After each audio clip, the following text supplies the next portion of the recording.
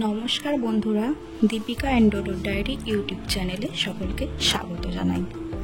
আচ্ছা, আপনারাও কি চাইছেন আমার মতন বাড়িতে সারমেয় পুষতে? তাহলে এই ভিডিওটা অবশ্যই আপনাদের জন্য। আমার সারমেয়টা হচ্ছে একটি গোল্ডেন রিট্রিভার ডগ, যার বয়স এখন 1 বছর। তো এর সারাদিনের ডেলি রুটিনটা আজ আমি আপনাদের সামনে তুলে ধরবো। এখন হচ্ছে সকালবেলা, সকাল প্রায় 7টা মতো বাজছে। ও উঠে যায় সবার আগে। উঠে গিয়ে এখনও আমাকে ডাকতে এসেছে, মানে আমাকে ঘুম থেকে তুলতে এসেছে। ওর একটাই কারণ যে আমি গেলে ওকে আমি বিস্কিট দেবো। ও বিস্কিট খাওয়ার জন্য আমাকে ডাকতে এসেছে। তো নানা রকম অঙ্গি ভঙ্গি করে এইভাবেই ডাকতে থাকে। আমি যতক্ষণ না যাব না, ও কিন্তু এখান থেকে সরবে না।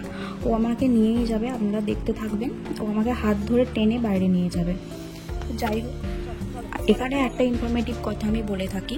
সারমেয়দের কিন্তু আমরা যে বিস্কুট খাই সেটা কিন্তু ওদের দেওয়া যায় না। তবে এখন যেহেতু গরমকাল, ওর যে ডগ ফুডটা বা ডগ বিস্কিটটা ও কিন্তু সেটা খেতে চাইছে না। সেই জন্য এক আধ দিন আমাদের বিস্কিট দেওয়া যেতেই পারে, তাই বলে এটা কিন্তু রেগুলার না। আর হ্যাঁ, ছোট থেকে ওকে এটাই ট্রেনিং দিতে হবে যে ওকে মুখে যতক্ষণ না খাবার তুলে দেওয়া হবে না, ও কিন্তু কারোর খাবার নিয়ে নেবে না বা কেড়ে খেয়ে নেবে না, বা ওর মুখের সামনে কোনো খাবার রাখা থাকলে ও সেটাকে মানে নিজের থেকে নিয়ে খাবে না। তো আমিও ঠিক সেটাই করছি। আপনারা দেখুন, আমার কোলের মধ্যে বিস্কিটটা রাখা থাকবে, কিন্তু আমি ওকে যতক্ষণ না দেবো না, ও কিন্তু বিস্কুটটা খাবে না।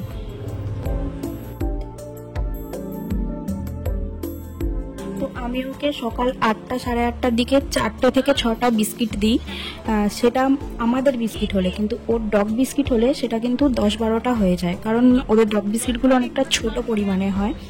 তো সেই কারণেই তারপর ও একটুখানি শুয়ে থাকে। তারপর ওকে বাইরে খেলতে নিয়ে যাওয়া হয়, বাগানে ছোটাছুটি। কারণ ওদের ছোটাছুটি না করলে ওদের অনেকটা মেদ জমে যাবে, সেটা ওদের শরীরের পক্ষে অনেকটাই ক্ষতিকর এবং পরে এটা আর্থারাইটিসের দেখাও দিতে পারে। সেই কারণে ওকে বাগানে ছোটাতে নিয়ে যাওয়া হয় প্রতিদিন। এখানে একটা কথা বলে রাখা ভালো, বাগানে যেহেতু ছুটতে যায় তো ওখানে অনেক নোংরা থাকে, কারণ কি ওখানে ঘাস থাকে, মাটি থাকে। তো এখান থেকেই কুকুরের গায়ে যে পোকার প্রবলেমটা হয়ে থাকে না, মানে টিক্সের প্রবলেম, সেটা এখান থেকেই হয়ে থাকে। তো ওদেরকে বাড়িতে এনে অবশ্যই পা হাত ধোয়ানো দরকার, এবং ওদের যে পায়ের ছোট ছোট থাবাগুলো থাকে তার পাশগুলোকে অবশ্যই ভালোভাবে নজর রাখতে হবে, সেখানে যাতে কোনো ছোট্ট টিক্সও না থেকে থাকে। সেটাই কিন্তু আস্তে আস্তে লেজের দিকে যায় এবং সারা শরীরের মধ্যে ছড়িয়ে পড়ে। এর কারণে ওদের গায়ে চুলকানি হয়, লোম ওঠার সমস্যা হয়, এবং সেই টিক্স ভয়াবহ আকার ধারণ করে মাঝে মাঝে শরীরের ভিতরে ঢুকে গিয়ে তাকে একদম প্রাণহানির সমস্যা অবধি হয়ে যেতে পারে একটা কুকুরের। ও বাগানে এবং উঠানের মধ্যে প্রায় আধা ঘন্টা মতন এরকম ছোটাছুটি করে। এখন যেহেতু গরমটা বেশি, তাই বেশিক্ষণ ওকে রাখা হয় না। এরপর ও নিজের থেকে এরকম ভিতরে চলে যায়, গিয়ে ওর আগের থেকেই জল রেডি করা থাকে, কারণ গরমের মধ্যে ছুটে এসে ও প্রথমে জলটা খায়, খেয়ে একটুখানি পাখার তলায় রেস্ট নেয়। ওকে কিছু বলতে হয় না, ও পুরো বাধ্য ছেলের মতন সমস্ত কিছু করে ফেলে। একটুখানি রেস্ট নেয়, তারপর ওকে নিয়ে যায় হাত পা ধোয়াতে। দেখুন, ও নিজেই চলে যাচ্ছে হাত পা ধোতে। ওকে শুধু একবার বলা হয়েছে চো হাত পা ধোয়াবো তোকে। তো এবার গিয়েও কলের সামনে গিয়ে একদম দাঁড়িয়ে যাবে।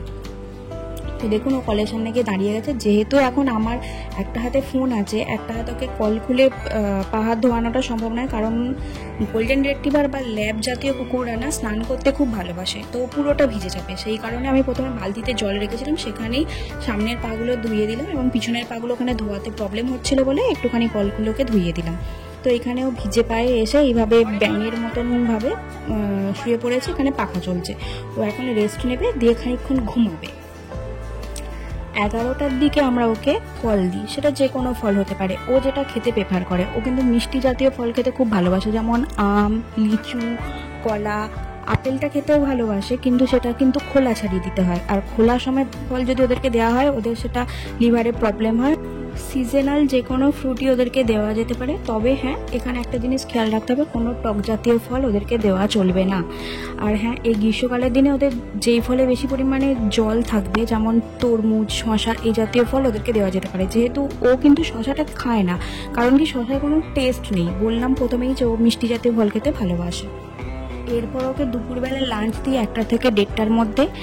গ্রীষ্মকাল যেহেতু এখন ওদের লোম পড়ার সমস্যাটা একটু বেশি হয়ে থাকে, সেই কারণে ওকে আমি রাতের দিকে দিই টক দই দিয়ে ভাত। আর সকালের দিকে এখন ওর প্রোটিনটা প্রায় কমিয়েই রাখা হয়েছে, মানে মাংসটা ওকে এখন দেওয়া হচ্ছে না, মাঝে মাঝে 1-8 দিন মাছ দেওয়া হচ্ছে। তো আজকে দিয়েছি ওকে সবজির মধ্যে রেখেছি বরবটি, গাজর, পটল, রাঙা আলু, একটু ঝিঙে, সেগুলোকে দিয়ে শুধুমাত্র হলুদ দিয়ে সিদ্ধ করে ভাতের সাথে ওদেরকে চটকে দিতে হবে। যে ভাতটাকে খেতে দিচ্ছি ওদেরকে না প্রতিটা খাবারের আগে এরকম কিছু করে শিখিয়ে রাখতে হয়। যেমন আমি ছোট থেকে ওকে শিখিয়েছিলাম হ্যান্ডশেক করাটা, আর যতক্ষণ না বলবো না ও কিন্তু ততক্ষণ খায় না, সেটা যে কোনো খাবারই হোক না কেন।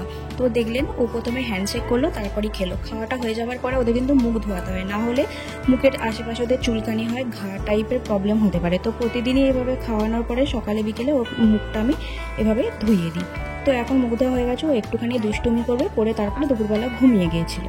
তো এখন হচ্ছে বিকেল প্রায় 6:30 মতন, রোদটা একটু পড়তে ওকে আমি নিয়ে গেলাম এখন ছাদে একটু বেড়াতে, কারণ এখন আর বাইরে নিয়ে যায় না, আবার হাত পা ধোয়ানোর সমস্যা থাকবে, সেই কারণে আমি ওকে একটু ছাদে নিয়ে যাই। ছাদে খোলা হাওয়ার মধ্যে একটুখানি ঘোরে, তারপর নিচে চলে আসে, এসে আমার সাথে সন্ধে দিতে যায়। যেহেতু সন্ধে দেওয়ার সময় আমি ক্যামেরাটা ইউজ করতে পারিনি, তো সেই হেতু কোনো ভিডিও আমি করতে পারিনি।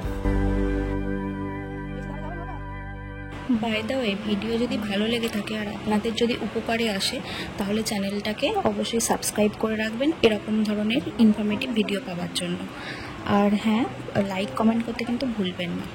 তো ও এখন যাচ্ছে, বাইরের কিছু সারমেয় আসে আমার প্রতিদিনই দরজার সামনে, তো তাদেরকে আমি বিস্কিট দিতে যাই, ও আমার সাথে সাথে যায়। ওই যে বসে আছে, ওর নাম হচ্ছে কালু। তো ওকে এখন আমি বিস্কিট দিতে এসেছি, ও আমার সাথে ও এসেছে, একটুখানি উঠানে ঘুরবে, ঘুরে ও আবার ঘরে চলে যাবে।